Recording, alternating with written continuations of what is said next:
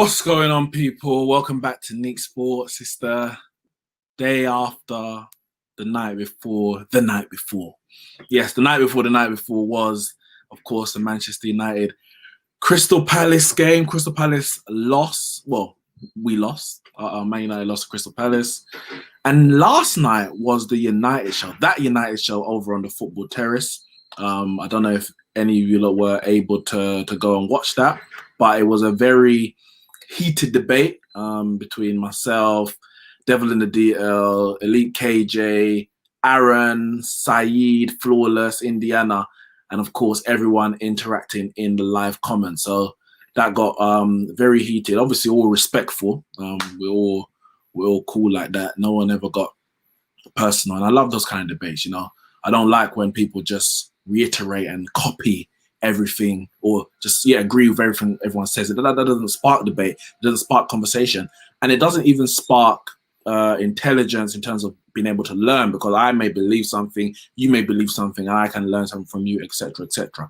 So of course on the Football Terrace, that platform provides fans of all clubs, but even within single clubs you can have different opinions and you're all able to go into one community to do that. So we had a very, very good debate. And that's going to obviously every Sunday 9 p.m. over on the Football Terrace. And I've woken up today. I say woken up, it's 2 o'clock. I've been working. But I come across Patrice Evra's video that he posted on Instagram. Actually, I saw there's a minute and a half that he posted on Twitter.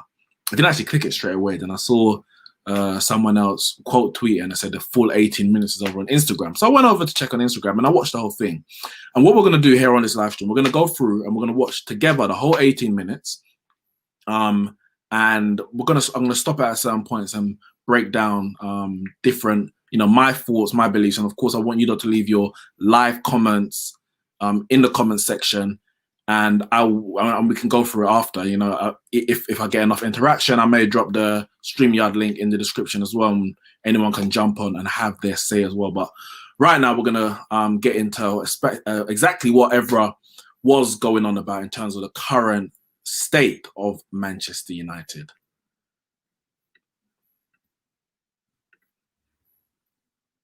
Good morning to all the Manchester United fans.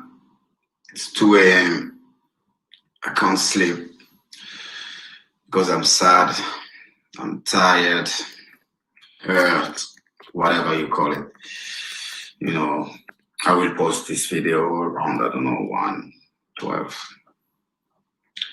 It's Monday, by the way. Normally Monday, it's the Patrice who will entertain you, make you laugh.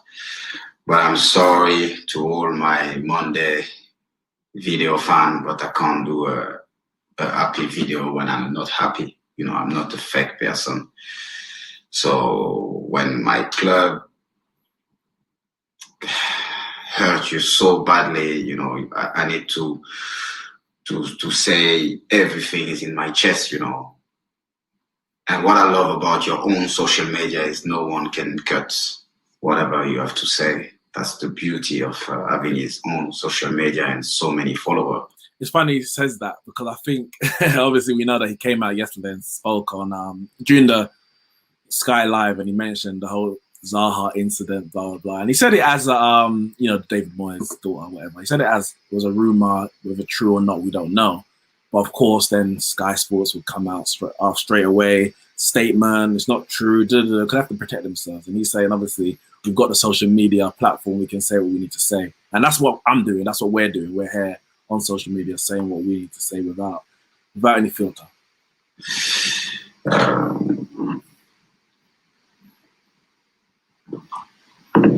Yes, that's the only pleasure I get right now from my club, is drinking my green tea with my Manchester United cup. So I don't know where to start. Let's start with the transfer. Come on, let's start with the transfer. Every year, I call it a deja vu. Like I said, we make so much impact on social media, but the reality, every target, like the main target, I'm not asking, because fans have to understand, it's not because you buy 5, 6, 7, 10 players, then your team will improve, but at least your main target. And that's what we're not doing anymore. You know, at the time, Fergie, David Gill time, we didn't hear anything in the paper. But bam, bam, bam. Van Persie, Evra, Vidic, boom. Ferdinand, boom, boom. Everything fast. When Manchester United want a player, boom, they just go. And they go and they talk to him. Before I even get onto that last part, he's going to go on to talk about face-to-face. Talks about Man United in the transfer market. Now, and the fact that we don't get the player, the main target that we want. Van Gaal came out not too long ago, and Van Gaal comes out all the time anyway. But he came out not too long ago speaking about, these are the list of targets that I had as my first choice. And pretty much all of them, none of them we got as his first choice. And we ended up going for second choice, third choice, players who are subpar for the level we want to get to. You know, I rate Bastian Schweinsteiger for his career, but when we bought him, he was subpar. I mean, Morgan Schneider was a decent Premier League midfielder, but he's subpar. This is Manchester United. Even though we got Anthony Martial, and I love Anthony Martial, Van Gaal actually wanted Sadio Mane. Don't you remember? He wanted Sadio Mane. And the board weren't willing to spend more than 20 million on him. Liverpool got him the year after, I think it was, for 30 million. We always miss out on our main target. We always miss out on our main target. And we wonder why the season doesn't go in the way that we're trying to make it go. And even since Solskjaer's been there, there's been certain targets and certain windows that we missed out on. Bruno Fernandes, for one, should have been bought in the summer before he was actually bought in January. He could easily have gone to Spurs if they sorted out their finances, etc. In the past, we would have signed a replacement instead of getting him, and it would have absolutely failed. In January last season, Erling Haaland, we wanted to go get him, and whatever the reason was, whether it was right or wrong, whatever the reason, we didn't get him. These are main targets for managers, and we're not getting those players. Let me go back to Uncle Pat. Face to face, you know. When Ferguson and David Gill, they come to meet me at Monaco, it was like worse than an interview from the CIA or the FBI.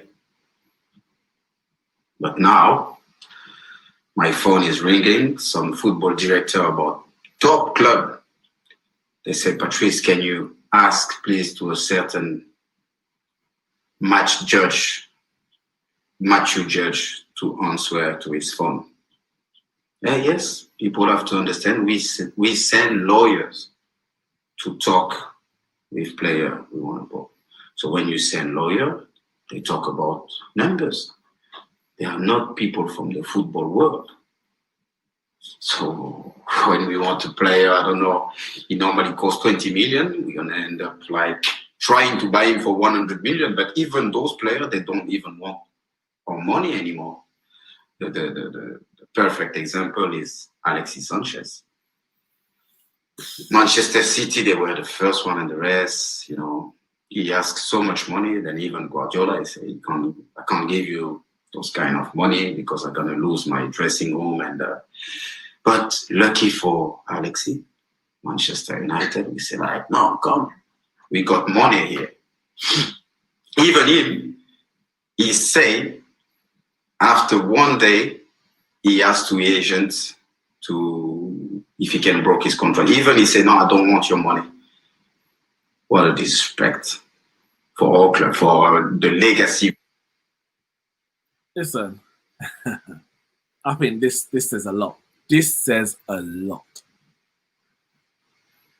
We are run, as we've been said, we are run like a business.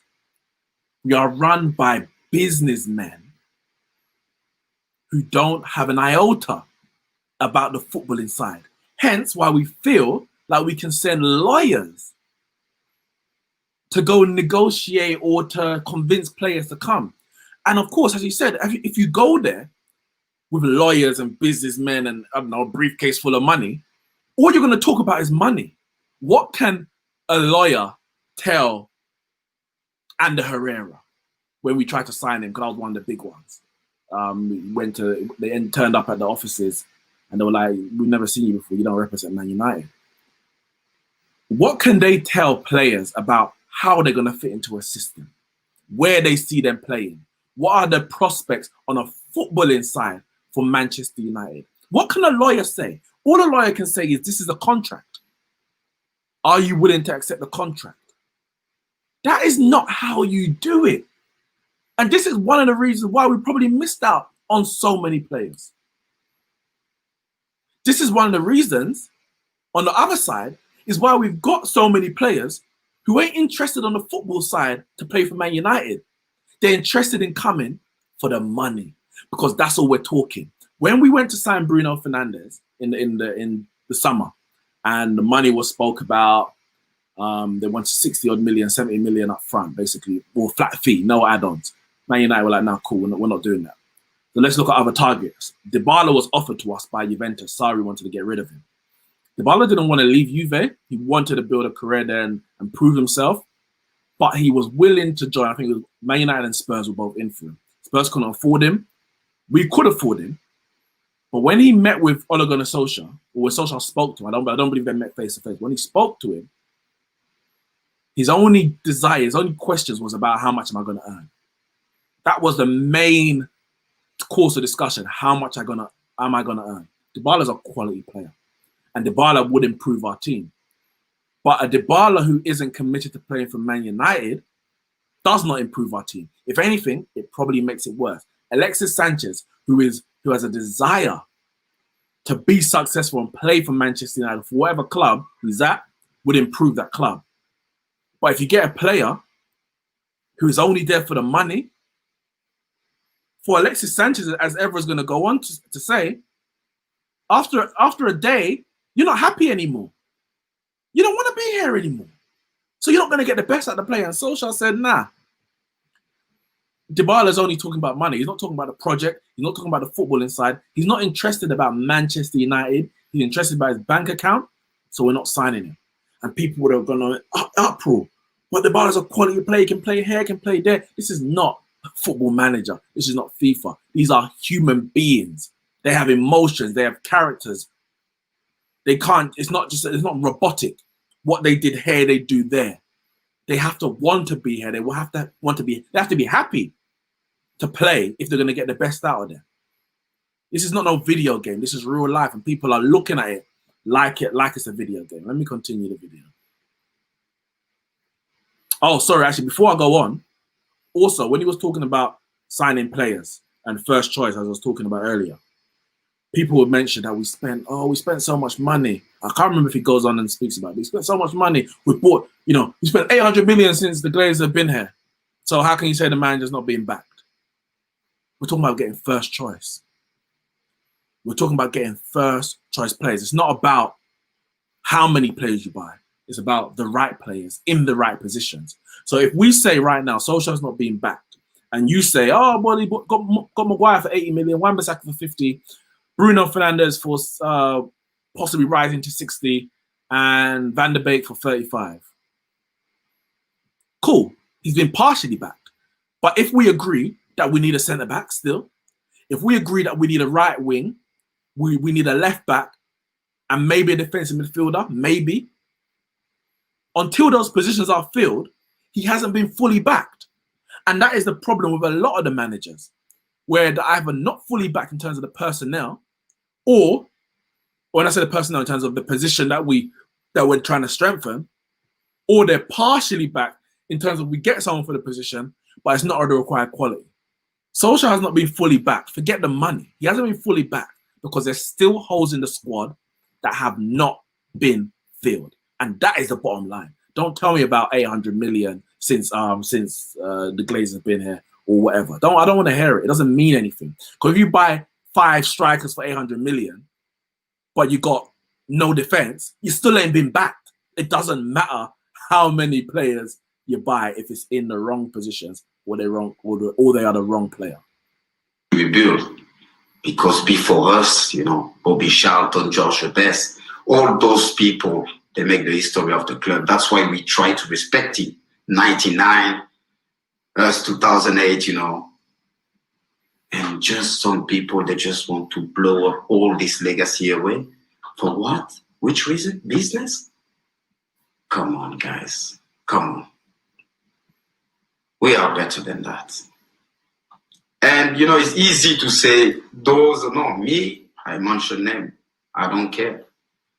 I sacrifice my life to succeed for this club. And that's why I want people to do, the players, the staff, and the people from the board. I remember my son was 3 years old, and one day I came back home and he said, "Daddy, I hate Manchester United." I said, "Why?" He said, "Because they take my dad away." I was not even realizing, you know, how many games, and I'm not the only one, so I'm not here to play the superhero, playing with painkiller and everything. So I give everything to Manchester United. So that's why I'm allowed myself to talk like that. No matter if I make happy people or angry people, I don't care. You know, it was a flag the Manchester United fan, they always put like Manchester United kids and white by disorder. And I never laugh when I see that flag. I'm going to fast forward a bit. Obviously, we know how passionate Evra is about Manchester United, how much he wants to do well. I just don't want to miss the part. Should have put a timestamp, but I don't want to miss the part where he speaks about OLE. But we know how passionate Evra is and how much he wants Man United to succeed. And I mean, that he speaks about the only reason why he's kind of not working at Man United. I don't know if they want him to, but because he would tell them about himself. But one of the reasons why he's not is because he has to. If he's going to do it, he has to dedicate his life to it.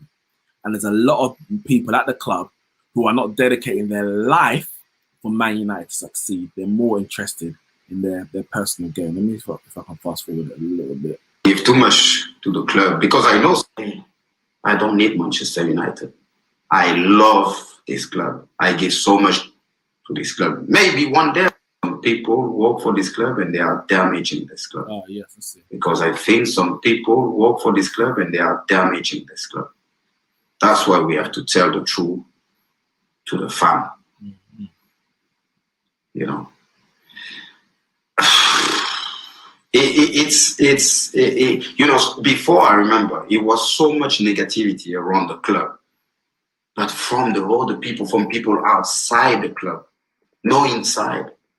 Now the fan on social media, we're just killing the club, and some ex-Man United player.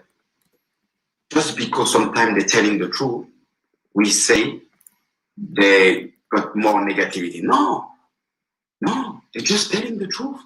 It's difficult. And now I understand them. Some people, they exaggerate. They like to kill the player just for fun. I'm not those kind of person. Okay. You know.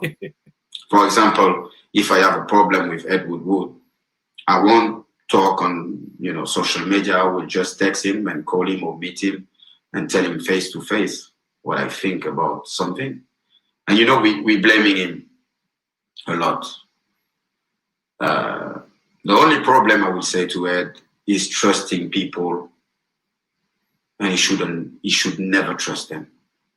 He even trusts some people from outside the club. And that's the things I can say about that. You know, and you know, some people they thank you, they are here, and that's why we got money. People like Richard Arnold's. These guys can make some some sponsor deal like you can't even imagine. So we got the money, but we don't have any player because we send the wrong people to speak with them, and all they change that. Or they now try to approach the player, try to speak with them, like Ferguson used to do. You know, I give you a massive example: Florentino Perez from Real Madrid. For the people who doesn't know the president of Real Madrid, you know what he was doing when he signed player, and that's the player like Benzema. They told me Varane, Ozil. When he need a player, he was flying from where they come from. Like I remember Karim told me they come to his street, to his house, to see his mom and everything, to talk. But when, for example, Varane or Ozil, they saw Zinedine Zidane came out of the plane, they say, where's the contract? They sign straight away. Because we send people who know the club, who love the club, who know how to talk about the club, know some lawyers, and they only talk about money. Mm-hmm. But myself, if I am in this plane, like if I work for Manchester United, trust me, the first things I will do, I will slap some agent, because they are also the real problem. I'm gonna stop it there. This is an 18-minute video. You can see it all on Patrice Evra's Instagram. I think it's his latest post, and it goes on to not, what's it called? Not Instagram Live, IGTV. Once you click it, 18-minute video. You see what he says? Solskjaer has changed the culture of the club. So people talking about whether he is, there's a better coach than this person, that person. The problems at Man United run much, much deeper than coaching. Because as I've said before, and I'll say it again, and I'll say it again, we've had coaches with better CVs than Ole Gunnar Solskjaer. Jose Mourinho is one of the greatest managers of his generation. I think Evra even goes on to speak about Jose Mourinho. I might play a bit more. Louis van Gaal is one of the most notable managers in terms of what he succeeded with, what he did with the Ajax team back in the 90s, and even what he was doing with Barcelona, Holland, etc. These are managers with CVs that most people would die for, and they failed at Manchester United. David Moyes, one of the most experienced managers in the Premier League, who overachieved year after year with Everton. And he failed at Manchester United. The only constant, as I keep saying, is the board, is the owners. So to blame Ole Gunnar Solskjaer, or to suggest that by sacking Solskjaer, it will bring this club forward, is an absolute fallacy. There's so many issues wrong. And one of the biggest being the recruitment. And in terms of the type of player that we're actually signing for this club, the type of players that we're willing or not willing to sell at this club, is the reason why we are where we are. In this modern day football, coaches will come and go. Solskjaer ain't going to be here forever. He ain't going to be here for 26 years.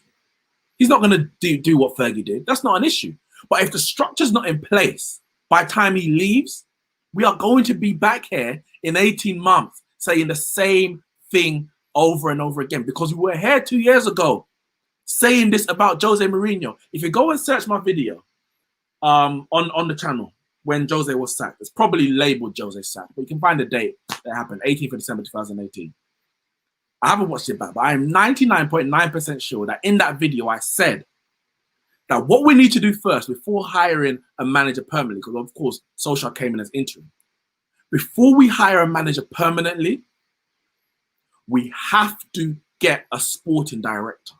We have to get someone who is going to put the club in the direction that it needs to go. And from that, you build. You then say, all right, let's go get the manager or the coach. And then you say, all right, let's go get the players. But we are building from left, right, center. It's like Jenga, but backwards. Instead of taking parts out, which, I mean, the owners are doing, taking parts out, we're putting parts in from different angles and wondering why the structure is unstable, because we're not building properly. So if Solskjaer was to be sacked today, a large part of the Manchester United fan base, big wigs on social media, are going to be delighted, like they were 2 years ago when Jose was sacked. And I wasn't delighted. Jose had to go at the time he had to go. But I wasn't delighted because I knew what that meant. I knew what was going to happen. You put all this trust in the board to hire the right man. The board have failed 3 managers in a row. One way or another, they failed 3 managers in a row. And you're trusting that if they sack Solskjaer tomorrow, They're going to hire the right man and we're going to get back on track. Where's this trust come from? You tell me, where has this trust come from? Because they've done nothing for me to give them the trust. Nothing.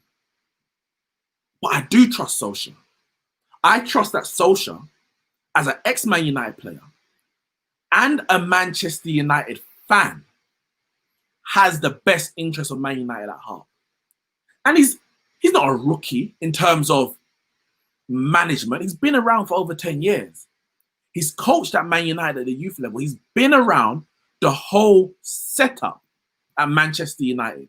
So he knows what it takes to be a Man United player. Whether or not he's good enough to get the best out of every player, neither here nor there. Let's get the players in the door first. Get the players in the door first. And then we can focus on trying to get the best out of them. Because if we get the right manager, but within the wrong structure, they ain't going to get the right players and they're going to get sacked like every other manager before. I'm going to play a bit more from Evra because there was some other stuff in there. I'm going to play a bit more. Because they control the player. Player now are the puppet of their agent. Wake up, guys. This is your life. This is your destiny. Your agents, and not all of them, some of them are really good. But most of them, they see you. So wake up, guys. Please, this is an important message for all the new generation. If you're Asian, respect your choice. Stay with him for life.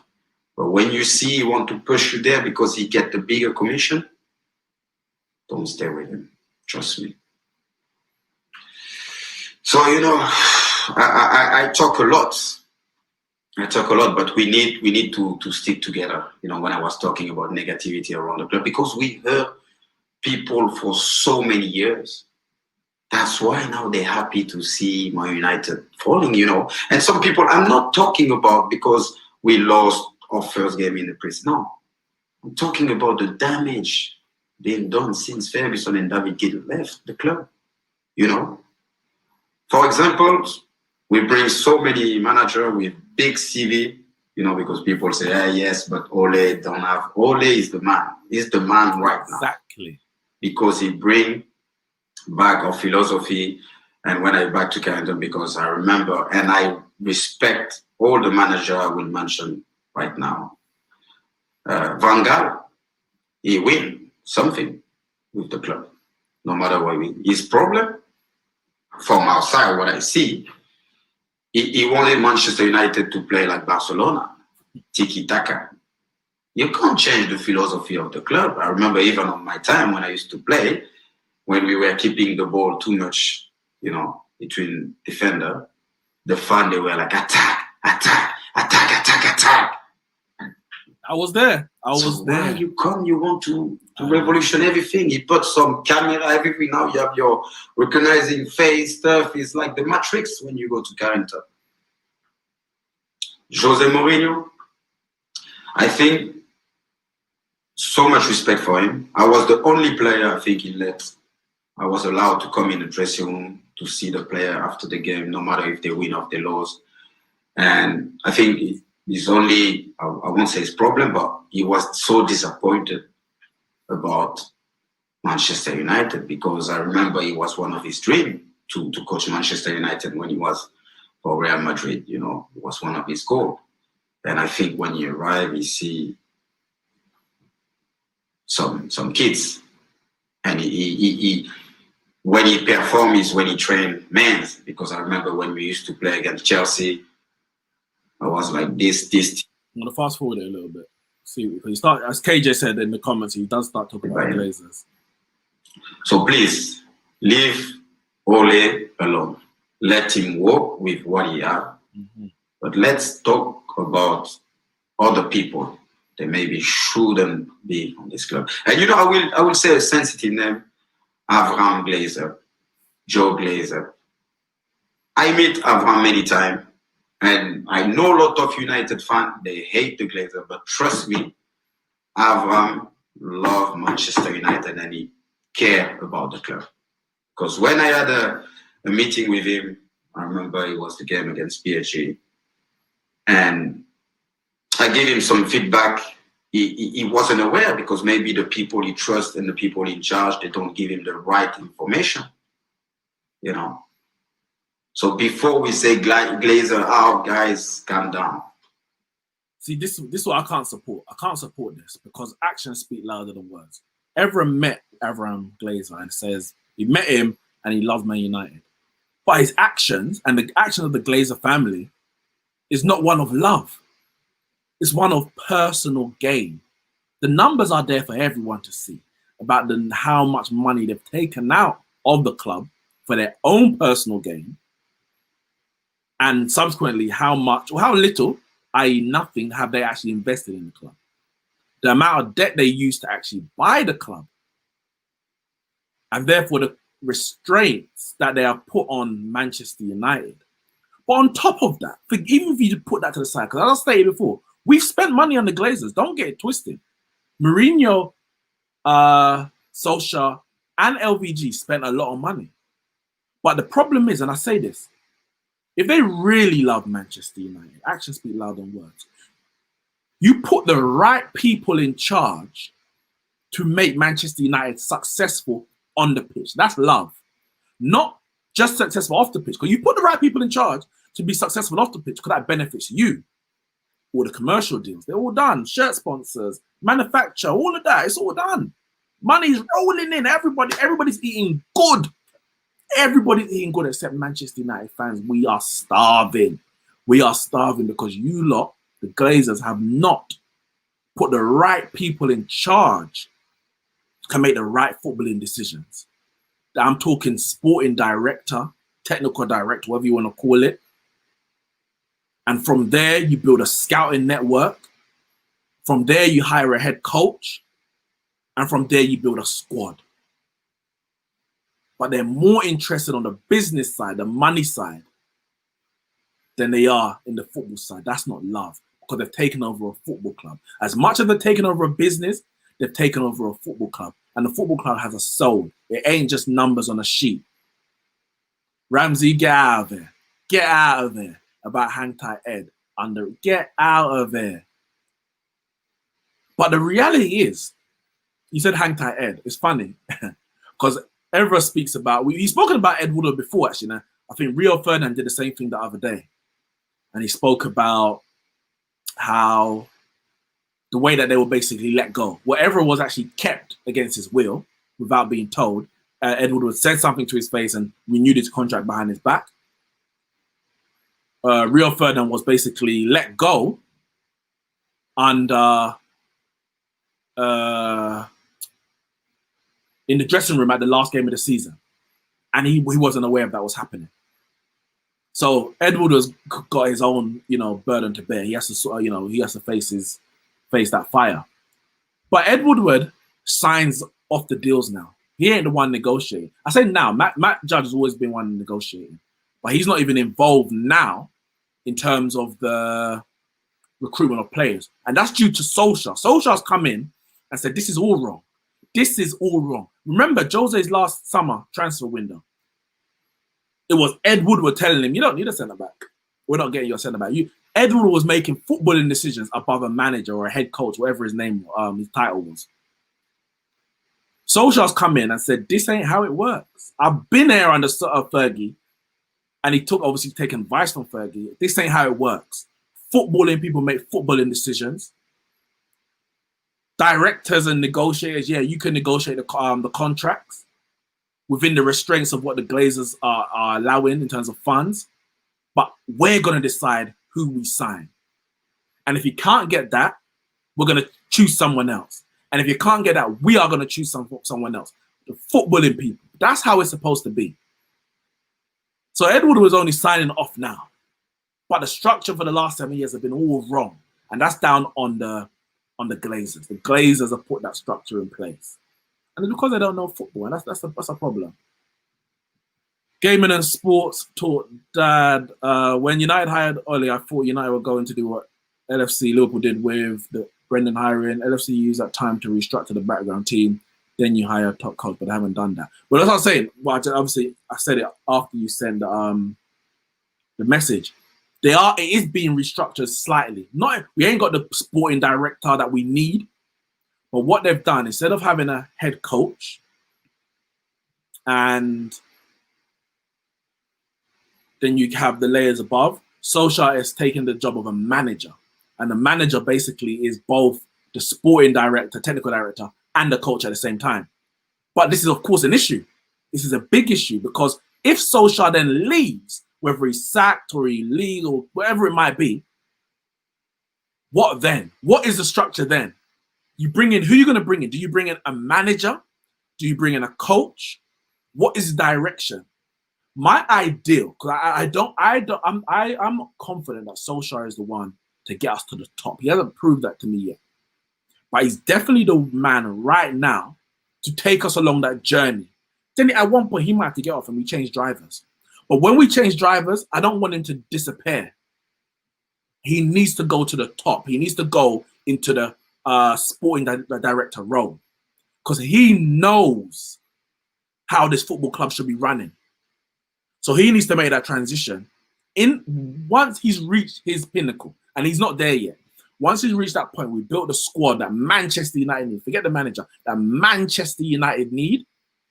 He will get off if he's unable to take us any further. And he goes upstairs. And we get in a coach, as you mentioned, a top coach, a world-class coach, to then get the best out of the players. But the problem is, Man United fans, we don't have no patience. I'm calling them Indomie FC, Ramen Noodles FC, instant success. That's what we want. Indomie FC. That is the OLE out brigade.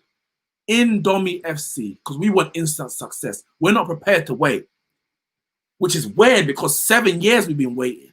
So you'd think we might give it a couple more. 7 years we ain't won the Premier League title. 12 years we ain't won the Champions League. But you want success now. That is ridiculous. It's an unrealistic expectation. It's not our fault as fans why it's failed for the last 7 years. But we need to understand that it's a process. It's a process, and it's a process that, if we're going to be honest, has only started in the last 15 months since Solskjaer was given the job permanently. Of course, when he came in as interim, he would have given certain ideas, etc. But when he got the job permanently, then he can properly implement. These are the players that I want. These are what we need to do, etc., etc. He's had one summer transfer window before this one. One summer transfer window. He's trying to reset this club. He's not just going in, accepting the structure that's there and saying, all right, let me just coach to the best I can do.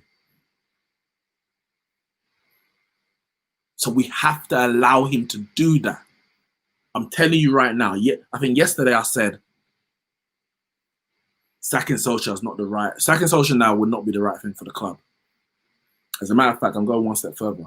Sacking Solskjaer now would be the worst thing that this club could do.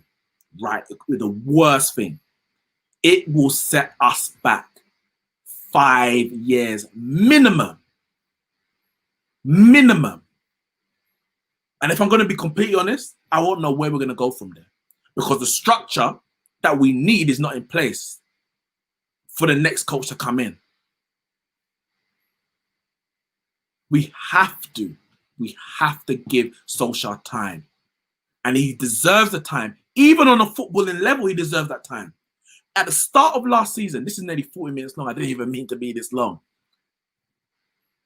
At the start of last season, there wasn't a Manchester United fan out there in the world who said we would have finished top 4. I predicted 5th. I think every fan predicted 5th or lower. We finished 3rd. We finished 3rd. And we lost to Crystal Palace, and you're saying OLE out. I said it yesterday, and I'm saying it again. It's a disgrace. It's an absolute disgrace, an aberration. But that is the world we live in, where it's instant gratification. We must have it now. And we're like spoiled children. And which is funny because the children who are Man United fans don't even know. They don't even know real success under Man United. So what are you basing it on? You've grown up on this. So what are you really basing it on? Or is it you're scared that you might get bantered on social media? So you must say Ole out. Is that what it is? I grew up in the 90s watching Man United at the peak of our powers. So I know what we're missing. I know what we're missing. Some of you don't really know what we're missing. I know exactly what we're missing. But the problem is the current generation is now. Everything fast. And that's just life. So when it comes to football, I'm not even surprised. Lee KJ says, Ole here for the reset, Julian to take us up to the top. Well, listen, when the reset is finished, is Nagelsmann going to be the name, the hot name? I don't know.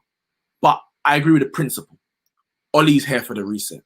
If within that reset, Solskjaer proves that he's the right coach, then all the better, because we don't then need to go out and get the top coach that we speak about.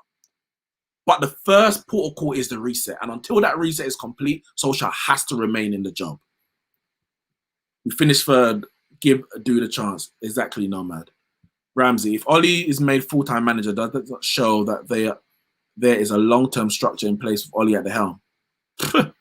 I mean, Ramsey, we sacked Moyes. We gave him like a 7-year contract. I don't even know what it was. We sacked Van Gaal. And he had at least one more year left in his contract. We sacked Jose and he had... I mean, we gave Jose a new contract in like February 2018 and sacked him in December. So, no, it doesn't mean that there's a long-term structure. They may want to buy into it, but I just can't trust them. A little bit of pressure on social media and they might sack him again. So what's the word? I am kind of begging the fans that we need to remove that pressure. We cannot give, because as I said yesterday, every time you hashtag Ole out, the Glazers and Woodward and Matt Judge are smiling because they know that the pressure's not on them. And if they get rid of him, everyone's going to be happy and they can live to fight another day. If we don't put that pressure on Ole and we put the pressure on them, then they know that the buck stops with them. They know that it's them we're looking at. But every time we hashtag Ole out, it makes their job easier when really they shouldn't deserve. They don't deserve it. Uncle Pat told us Joe Glazer, he actually said Avram Glazer. Ed Woodward has brought enemies within the club who are tearing the club apart for profit. I mentioned earlier, I said, listen, Evra met them and they said they must have said to them, or he got the impression that they love the club. I'm not taking that away from Evra. But as I said already, actions speak louder than words. They have not proved with their actions that they one, love the club, and two, know how to run a Manchester United football club. They know how to run a business. So actions speak louder than words. They have to prove to me that they love the club. But that's Evra's opinion. I don't agree with it. The man with sense. Yes, Dominic Rich, big up. Man City fan as well. All fans in the 30s and above are blessed. We know the culture Ole is trying to create. That's why some are Ole out. They can't understand it. No, I agree. I mean, I'm 29, nearly 30, but not there yet. But I agree. I agree 100%. And of course, there's going to be younger fans who are still Ole in. There's going to be some older fans who are Ole out. It's not completely, but that, as I stated before, it definitely comes into it. I think the generation we grew up in is a longer term vision that we see for everything in life. You even look at things like jobs. The young people are moving jobs left, right, and center very quickly. I'm not saying it's a bad thing, but that's the way of life now. Fast. Move 2 years there, 2 years there, 18 months, Whereas the older generation, as you go further and further back, they're prepared to stay here, there, whatever longer. Relationships, same thing. Bro, you literally have Ole out in description. Yes, it's a hashtag. It's a hashtag because the Ole out hashtag is trending. So I want this to reach as many people. And ideally, I want it to reach the Ole out brigade because I'm trying to change minds. And I'm also trying to get a point across. And so those who are not Ole out or Ole in, maybe, because I said I'm not Ole out, Ole in. I'm Manchester United in. And what's best for Man United right now is to stick with Ole.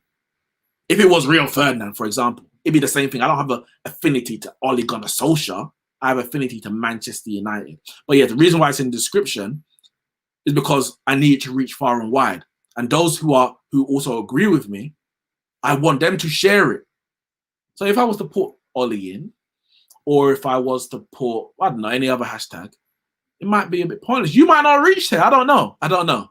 So yeah, that's the only reason for it. But the title states what it's about, and I've given my opinion time and time again. But yeah, listen, guys, man, thanks for joining me. The full video for this, if you go on Patrice Evra's Instagram account, I think it's the first post there, goes onto the IGTV, 18 minutes long, speaks about a lot of stuff, but just the current state of Manchester United. And you know, he's a fan, like me, like you.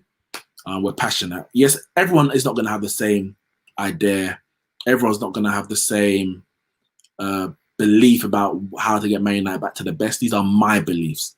And if you agree with me, cool. If you don't, I hope you do soon. Because I do believe that this is the right way. I really do believe. Insanity is just doing the same thing over and over again and expecting different results. We cannot keep sacking manager after manager after manager without changing the foundations of the club and expect to be successful. It is foolish. It is absolutely foolish to even think that we can do so, let alone go and do it. And we've been acting very foolishly for the last 7 years. And I hope that the board and those in charge are realizing that they can't continue in that way. So they're going to back Solskjaer in terms of his vision for the club.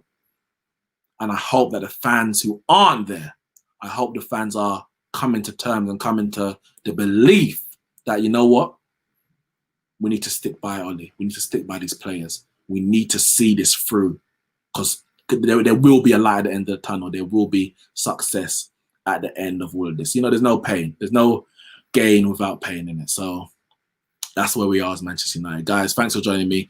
Make sure you all hit the like button now, please. Smash that like button. All of you hit the subscribe button, please.